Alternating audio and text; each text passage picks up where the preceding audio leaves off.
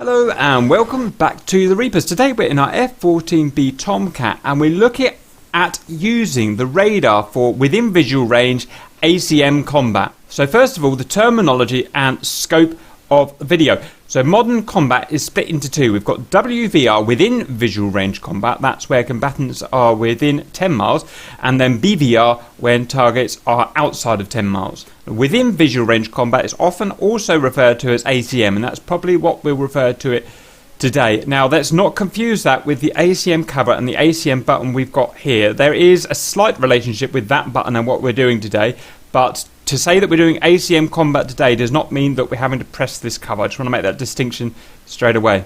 We've got 4 different radar modes that we can command for ACM combat in the F-14, and they are split between the pilot and the RIO. And the first thing I want to do is look at the controls that we're going to be using from the pilot's position, so just controls. And like I said, the workload of this is split between the pilot and the RIO, but in my mind, most of this is going to be done by the pilot in reality.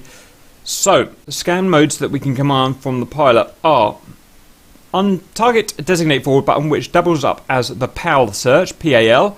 Then we've got VSL high, VSL low, and PLM. So now let's go over those terms. So if we bring our modes up on the screen, we can see that we've got the first is PLM, Pilot Lock-On Mode. This is commanded by the pilot only and has a maximum search range of 5 nautical miles. The second is VSL, Vertical Scan Lock-On. This can be commanded by the pilot or the RIO and has 5 nautical miles maximum lock-on range. 3. PAL, Pilot Automatic Lock-On, commanded by the pilot only, has a maximum range of 15 nautical miles. 4. MRL, Manual Rapid Lock-On, commanded by the RIO only, maximum 5 nautical miles. Now because we've got a pilot and a RIO and we've both got access to control the radar, then there's a good chance that we're going to be commanding the radar to do different things at the same time. So the Tomcat has to have a priority order set in so that it knows which to prioritize, so that if the pilot commanded PLM and the RIO commanded MRL, it knows which to listen to. It can only do one at a time. So its mode priority order is PLM at the very top, Pilot Lock-On Mode. Next is VSL, which can be controlled by either the pilot or the RIO. Next in the order is PAL. And fourth in the order we think is MRL. It doesn't specify in the manual, so we're going to have a bit of a guess on that. There's no easy way of testing that out with me on my own. Okay, so next we're going to go through each mode in more detail and use each mode as we go. First of all, PLM. So this is the ACM mode with the highest priority, and it will always override anything else someone is commanding the radar to do. Now if I bring this graphic up here, it shows what the radar is going to do. Now that cross is the important thing at the top. That is our ADL on our HUD when we're in air-to-air mode. And we're going to press and hold the PLM button, and that's going to command the radar to search centered on the ADL cross. We're going to press and hold the button until it achieves a lock. Now that dotted circle, it doesn't actually tell us the diameter of that dotted circle, so we're going to make a rough guess based on the graphic and where the sidewinder position is, that it's going to be about somewhere between 3 to 5 degrees in diameter.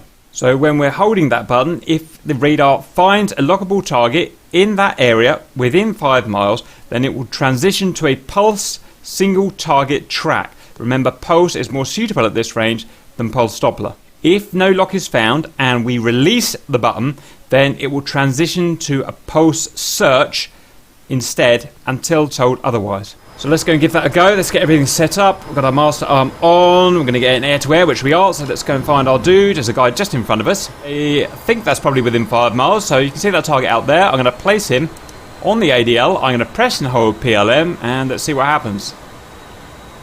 And immediately it's got a pulse lock on him. So that's very good. Now out of interest, I'm now going to move him away from the ADL and press again.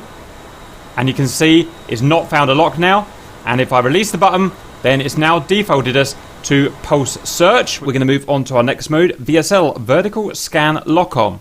So I'll bring this graphic up here. So remember, this can be controlled from the pilot or the RIO. So I should show the pilot controls it with the 2 commands I showed earlier. The RIO can control it with this little guy down here. Now notice the way this works is that it's a little different. So it's a modal type mode. So for instance, in the Rio, what I would do is I would move that left or right click to high, and then it will stay in high, and then until I neutralize it back to off, or I could click it down to low, and it will stay searching in low until I click it to off. So it's what I called modal type control. And again, the same in the cockpit here. So if I press the high button, it would stay in high search essentially until it found something, or until I put it in a different type of search, and the same with low.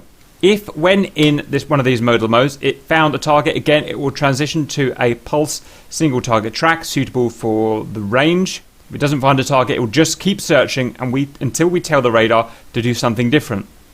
Now, looking at the geometry here, the low version spans in terms of elevation down to minus 15 degrees from our ADL, our aircraft datum line, up to plus 25 degrees above our aircraft datum line, with a search width of 5 degrees. And the VSL high mode searches from, the high mode would obviously be in a turn fight when you've got a guy between your ADL and your lift vector. You got from plus 15 degrees up to plus 55 degrees. So 15 degrees is going to be something like that. 55 degrees is going to be something like that. So let's try both of those modes out now and see how we get on. Okay, so I've got the guy just in front of me there. I don't know if you can see him. So first we'll try the VSL Low, which we'll be able to see scanning in our HUD. It's quite a cool thing to see. So I'm going to press it now, and you can see it's modal. It's going to keep scanning that region that we talked about earlier with the antenna. And we can see a lovely diamond graphic, and again it's turned on until we tell it to do something else. Obviously it can't find anything at the moment, but if I move the hostile aircraft into the area, it's obviously going to pick him up as long as it's within 5 miles and detectable. And we've got him. So we've now got a pulse STT on the guy. We're just going to cancel that with a quick press of the PLM. Now we're going to try using the high method. So I'm going to put him into a position between 15 and plus 55 degrees. Now we're not going to see a lovely diamond this time because it's not going to be on the HUD, but we'll give it a go. So we can move him into a kind of typical dogfight position. Let's give that a go. Pressing high now. And you can see, although we couldn't see the diamond moving, you can see that we have a lock. We have a diamond at the top of the HUD now. And we're going to move up. And there we've got our pulse STT. So let's cancel that with a quick click of the PLM. That's how I like to cancel a lock. Let's pause that. Okay, so that's our VSL, very useful for close-in kind of dogfighting. Next is our PAL, our Pilot Automatic Lock-On. So to command this is one press of the PAL button that we saw earlier. This works a little bit differently. We're going to command the radar into a kind of semi-BVR, semi-WVR mode. It's going to do what we call an 8-bar search. Kind of hard to explain this, but it means that the radar is going to scan, it's going to zip to the left, then move down a little bit, zip to the right, then move down a little bit, zip to the left, move down a little bit, and it will do that covering 8 total travels, 4 left and 4 right. I'm not sure the total elevation scan, the manual doesn't say, and I'm not sure how big a bar is in an F-14 yet, but we can get an idea that 8 bars is quite a lot of elevation covered there.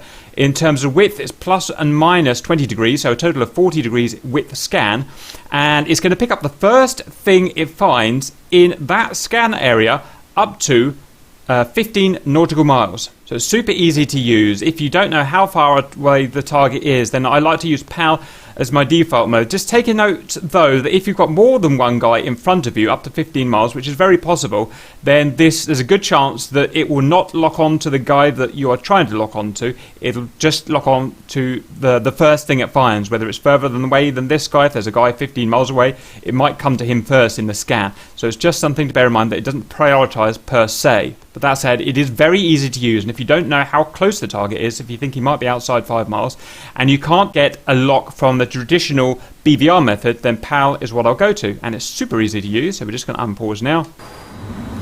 Going to move the target roughly in front of us, and that's definitely within PAL, so I'm going to press PAL now. You can see it's searching, and you can see what the radar antenna was doing. It was searching up, searching the next bar, searching the next bar, searching the next bar. 8 bars in total at 20 degrees right, 20 degrees left, And the first thing it comes to is locked on. It's got us it doesn't specify actually in the manual whether it gets us a pulse STT or a pulse Doppler STT. I'm going to guess pulse Doppler STT because this can be up to 50 miles. However, that's just something that's not mentioned in the manual, and I actually don't know. Scratch it. I had a look in the rear, and it is a pulse STT it's getting. So it's got a close range lock that it's getting. And we can go ahead and prosecute him like that. So that's the PAL. So all that's left now, let me unlock this guy.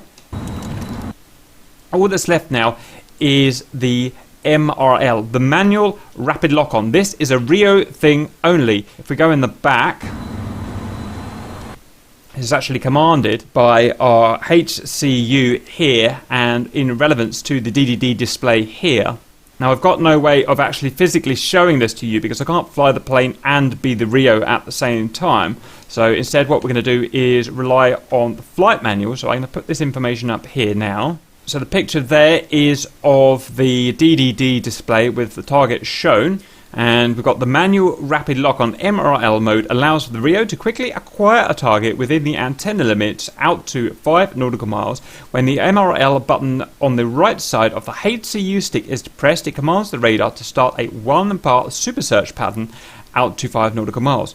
The HCU stick controls the super search pattern in azimuth and elevation, left/right, controlling azimuth, and up and down, controlling elevation. The DDD display is a normal super search pattern in 5 nautical miles scale, and additionally 2 tick marks are shown at the edge of the scan pattern indicating current elevation. When the target is visible, the Rio commands full action, that's the trigger of the HCU, to acquire the target and transfer to pulse single track target. If only half action is commanded on the trigger, is commanded after entering the MRL and then released, the radar transfers back to pulse search. So that's all I can show with the MRL at the moment. So that's all of the 4 modes explained. As to when you're going to use them, I've not massively experienced in the Tomcat yet, but what I found is that in dogfight and under pilot control, VSL seems to be the best thing, usually under pilot control. If you want to be a bit more specific, if you don't want to just search